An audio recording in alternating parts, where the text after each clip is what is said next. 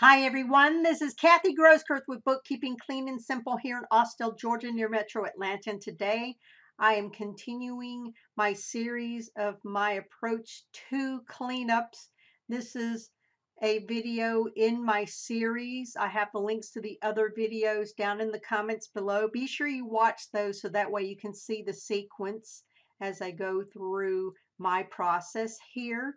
And just a reminder that we are here not to fix anything, but rather to ID any areas that need to be fixed so that we can adequately price the job for our clients, because we're not going to tell them what necessarily needs to be fixed, but we need to know from our standpoint the scope of the work so that way we can quote them the price that it would take to fix everything, including the time allotted and all of that. So with that said, we are in Craig's Design and Landscaping Services.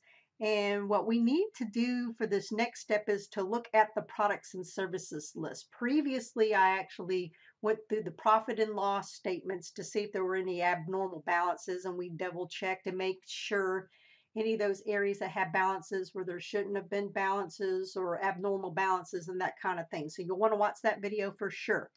So now we want to take a look at the products and services list. And this is real important for anybody doing invoicing, billing, sales receipts in QuickBooks Online. You need to see how those items are set up. So there's actually two ways of getting to it. You can actually go up here to the invoicing tab and then go down to the products and services tab. We can do that most certainly. The other way that you can get to it is from the big gear icon here.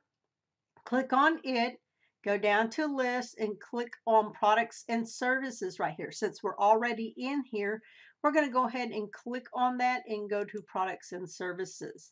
Now, as you can see, there's a bunch of stuff in here already. Actually, there's about 18 or so items in this list because I did a check on this before I started the video. But usually what you'll find out with these types of lists is that you want to go ahead and go to the small gear icon, and there's a few things that you have to click because these are not normally on by default. And like I said, I did play around with this earlier to make sure that these items were either deselected or selected so I can show you. Most of these things will probably be selected. I did leave the compact rows set up. As you can see, it gives you more room horizontally to see everything on the screen, and that's helpful. But what I want to do is I want to go ahead and click on the income and expense accounts. You want to see those, and then I'm going to turn off a few of these other ones. We probably need to keep the inventory asset row up here. So let's see, we can go ahead and turn off or the inventory account row there or column there. We're going to go ahead and click on purchase description, get rid of that. The type would be fine. We can get rid of the SKU for right now. We don't really need to see that. Reorder point, we can get rid of that because basically we just want more real estate as we're doing this. And we're going to have to widen out some of these screens. I'm going to go ahead and get rid of the quantity on hand. Actually, quantity on PO, I'm not going to worry about that. But we do want to keep the quantity on hand up there, and I'll talk about that in a little bit. What I want to do is I want to widen these columns for income and expense because it's real important that we see those, all right? And then I had already clicked on the column you're heading to filter that. Otherwise, you could filter on the type of item, and that will put it in the order of the different types of items, and that might be helpful if you have a longer list. You can also use the filtering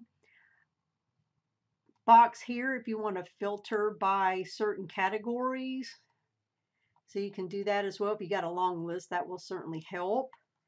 But what I want to do now is I want to go ahead and click on the expense account, and that'll be evident in a minute as to why I'm doing that. Okay. So like I said, we're in Craig's Design Landscaping. They track inventory within their file. Not everybody tracks inventory within their file, and I won't get into that right now. But one of the things you want to look at, especially if you are tracking inventory, or even if you are providing services or products to different people, and then you're purchasing what you're reselling to them, or you're including it as part of the service that you provide, even as a non-inventory item, The thing you want to look at is over here in the expense account. You want to see if it's been assigned a double side. In other words, some of these inventory items have double-sided items, which is good.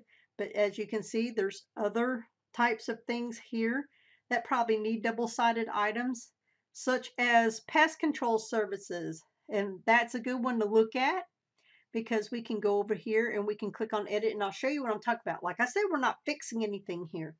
But if you sell this product or service to your customers, but then you purchase this product from a vendor, in other words, you have a subcontractor that you're using to provide that service to your customer, then you're going to want to assign an expense account. And in this case, like I said, we're not doing it here, but this is where you would go in here and do this. You would do cost of labor or something like that as the thing, or maybe you'd have to go in and add that. But in effect, what you're doing is you can assign a sales price for pest control services, and then you can assign a cost that you would pay, like maybe an hourly person to provide that service, and you can even choose a preferred vendor for that. Like I said, we're not doing that here, but in this case, we probably do need to set one up for that one, and also for maintenance and repair. So any of those services that we provide, weekly garden services, all those look like they need double-sided items. The other thing that you want to look at it primarily if you're tracking inventory in QuickBooks Online is you want to make sure that you have nothing going negative. Because if you have anything going negative, that's a whole nother ballpark that I won't get into right now. But you never want to have an inventory item in QuickBooks Online or QuickBooks Desktop for that matter go negative, because that's going to take a bit of fixing to do. And that's one of the things you can diagnose and let them know, hey, you have an inventory issue, you have several things that have gone negative here, and those need to be fixed. So anyway, hopefully this will help you today as far as knowing what to look for in the products and services list. And by the way, these products and services are mapped to our chart of accounts. So if our chart of accounts is messed up, then our products and services list that are attached to that chart of accounts are not going to be very good. So it's real important to have those working in tandem and that your chart of accounts is really strong. So anyway, I hope that helps you today. Take care, everybody, and have a wonderful day. Thank you for watching.